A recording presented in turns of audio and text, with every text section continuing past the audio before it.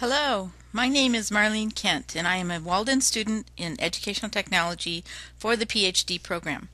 This podcast is in fulfillment of an assignment to analyze 3 decades of our choice from the 50s on by doing a comparative analysis of the economics and politics, educational theories, technological innovations, the natures of society and culture, and business and corporate philosophies. I have lived in all these decades from the 50s to the present, but have chosen to focus on the last 3 decades of the 80s, 90s, and 2000. The main reason I chose the last 3 decades is I want to become familiar with the most current technologies and also track the emergence of connectivism, which really did not start until the internet took off in the late 80s and 1990s. Here's an interesting tidbit. As I was researching the history of the internet, I discovered that Al Gore claims to have invented the internet in 1999.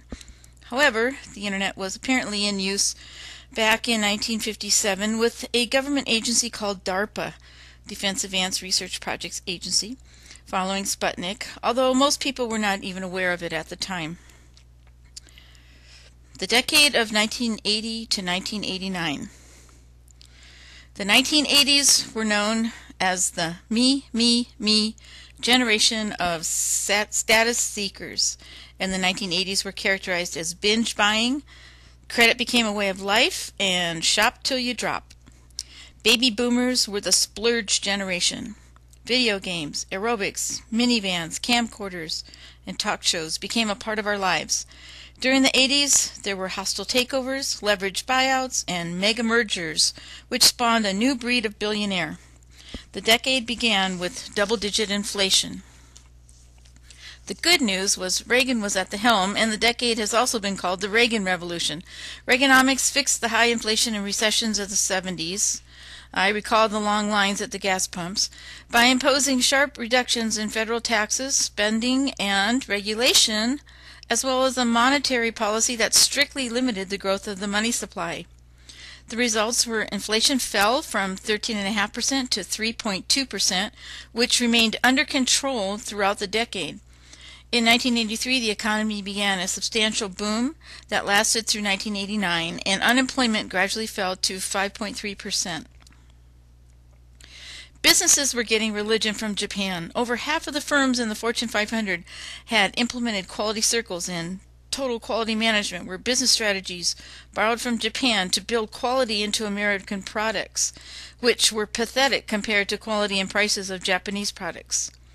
I happened to be involved in quality circle problem-solving training to the masses in aerospace during this time while getting my master's degree from USC in systems management, raising 2 daughters, and passing my California Certified Quality Engineering certification.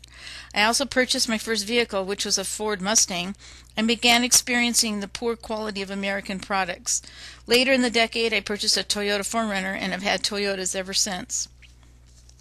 In the field of education, one of the most influential writings came from Howard Gardner on multiple intelligences in his book Frames of Mind. He revolutionized our education system that up until then had heavily relied on IQ testing to define a person's abilities. Gardner described intelligences that encompass a wide variety of humans and caused educators to look at each learner as an individual with different strengths and abilities. Major innovations of the decade included IBM's PC and MS-DOS. It was an optimistic decade. The Berlin Wall came down, which signified the end of the Cold War. Politically and economically, things were stable. As the 80s ended, aerospace was losing contracts, and the early 90s saw the beginning of major layoffs and consolidation of the aerospace industry. I did two career changes this decade.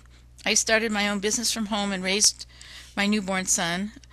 Later started education classes in pursuit of a teaching credential to prepare myself for a second career change in 2000, teaching high school sciences. The decade of 1990 to 1999. The 1990s have been called the electronic age of the World Wide Web and the information highway. Educational technology underwent rapid changes. Over 100 million people were using the internet. Web TV was invented in 1996, and 1 year prior to that, Java computer language, as well as Microsoft operating systems up to Windows 98 were invented. Linux kernel was free. This is a decade of computer modems, the Intel Pentium processor, email, Hotmail, e-commerce websites like Amazon, eBay, AOL, Yahoo, MP3, Apple's iMac, CD burners, CD-ROM drives and PCs, DVDs. Pagers were replaced by mobiles and satellite phones, and huge advances in creative and innovation gaming.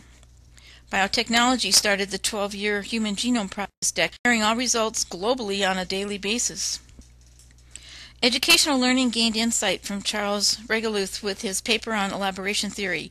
He proposed that instruction should be organized for increasing order of complexity for optimal learning. In addition, Dorsey, Goodrum, and Schwen developed rapid prototyping to involve learners in a continuous revision cycle. And in 1995, Dodge and March at San Diego State University developed the famous WebQuest models. Also, Gloria Gary developed the EPSS, Electronic Performance Support System. Politically and economically, Bush was met with a recession in the early 90s and did not get reelected. Clinton came in and reduced interest rates and unemployment temporarily, but had trouble in his second term with moral and ethical issues. Second, K scare, apprehensive confidence in technology, and indications of world terrorism that most thought probably did not have a major effect on the U.S. until 9/11. Decade of 2000 to 2010 is known for the current recession we are in. The stock market crash. .com went war on terrorism with troops being sent to Iraq. Saddam Hussein was captured and deposed. United States attacks on the Taliban and the Al-Qaeda network in Afghanistan. And more recently, unemployment has gone above 10%. This is also the decade of environmental awareness and concern, especially for energy resources that are renewable and how to address global warming. Educational advances include Ruth Clark's Efficiency in Learning, which states that learning requires an active processing of lesson content in such a way that it becomes integrated with existing knowledge in our memory. Some examples of popular instructional methods are using examples, analogies, practice exercises, concept mapping, and graphics. In addition, neuroscience is able to find connections between learning strategies in the classroom and activation of cognitive parts of the brain.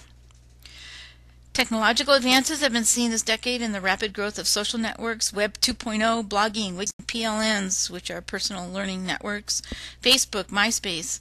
This is Simon's foundation for his connectivism learning theory. As we change our learning from collecting information to filtering information, to analyzing and evaluating information, to discussing, reviewing, and using high thinking skills to revisit, restructure, recreate, reuse, and repurpose. This decade is characterized by more uncertainty than we have experienced since the Great Depression. Connectivism offers global coordination and collaboration in fields such as biotechnology. More importantly, it also offers relationships and interpersonal interactions with social networking opportunities that may be essential for us to get through this period of uncertainty leading into the next decade.